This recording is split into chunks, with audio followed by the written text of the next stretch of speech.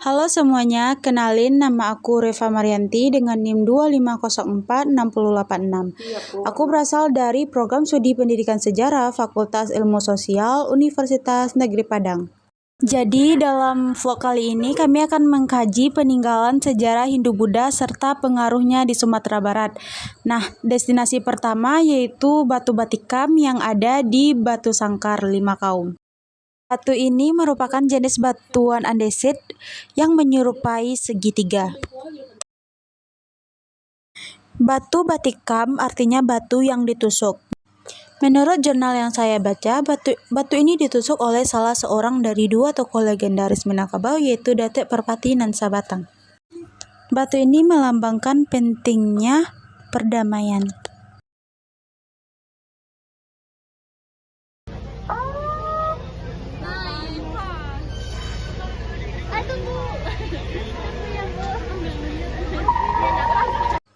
Nah, masih dalam perkarangan Batu Batikam, di sebelahnya ada beberapa kuburan rajo.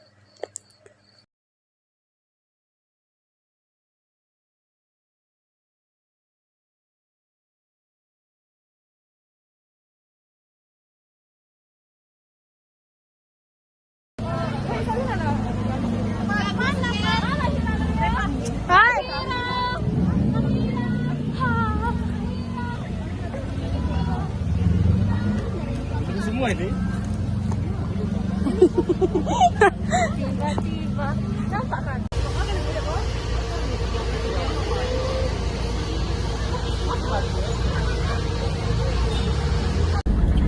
Jadi kali ini kami bakal ke Batu Basure.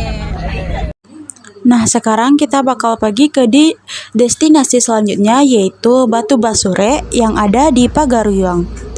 Batu Basure merupakan salah satu prasasti peninggalan penting Kerajaan Pagaruyung pada masa Hindu-Buddha di Minangkabau.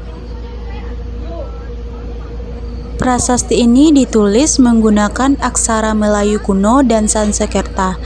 Isi prasasti menjelaskan tentang kekuasaan Aditya Warman, kedudukannya sebagai penguasa, serta pengaruh agama Buddha Tentrayana di wilayah Minangkabau. Batu Basure memiliki nilai sejarah penting karena menjadi sumber utama dalam mengetahui silsilah kekuasaan dan eksistensi Kerajaan Pagaruyung pada masa Hindu-Buddha.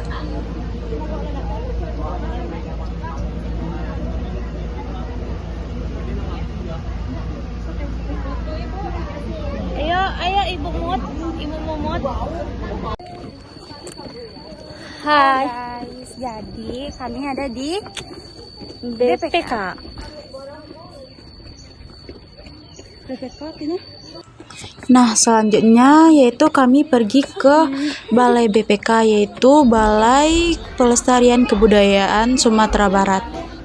BPK atau Balai Pelestarian Kebudayaan memiliki tugas untuk melindungi warisan budaya baik berupa benda bersejarah, tradisi, maupun situs budaya yang ada di Sumatera Barat.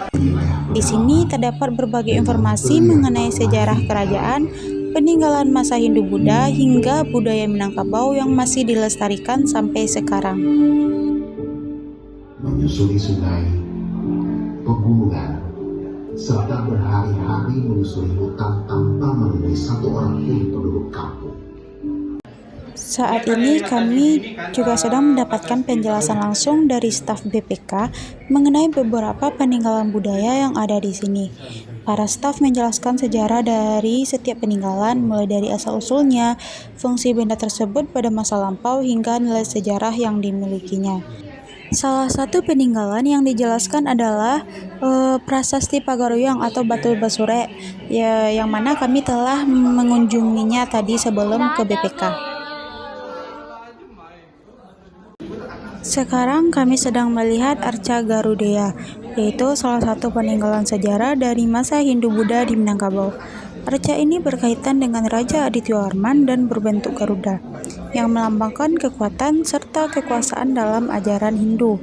Dari peninggalan ini kita bisa mengetahui bahwa pada masa itu Kerajaan Pagaruyung mendapat pengaruh budaya Hindu-Buddha yang cukup kuat. Nah, teman-teman, di sini terdapat beberapa contoh peninggalan sejarah dan budaya yang disimpan serta dilestarikan oleh Balai Pelestarian Kebudayaan Wilayah 3 Sumatera Barat.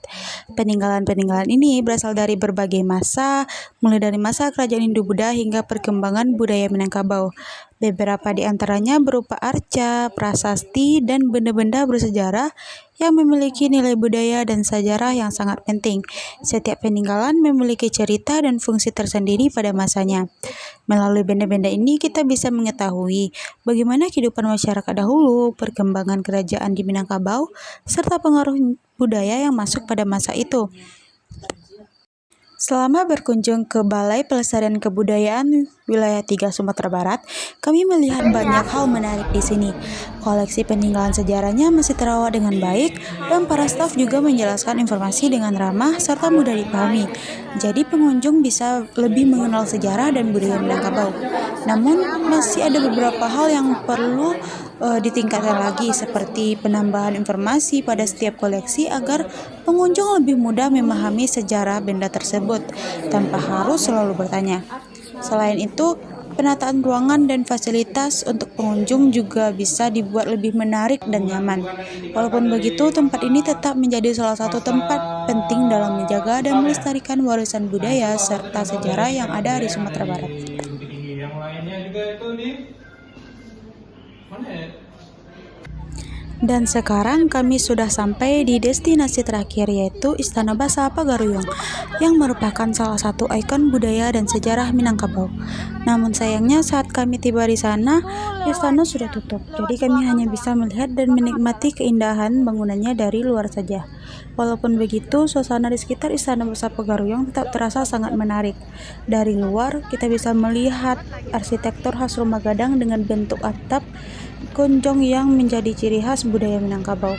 Istana Basa Pagaruyung juga dikenal sebagai simbol kebesaran Kerajaan Pagaruyung dan menjadi salah satu destinasi wisata sejarah yang terkenal di Sumatera Barat. Meskipun kali ini kami belum sempat masuk ke dalam istana, kunjungan ini tetap memberikan pengalaman dan wawasan baru mengenai sejarah serta budaya Minangkabau. Sekian vlog kami hari ini, semoga dapat menambah wawasan teman-teman semuanya.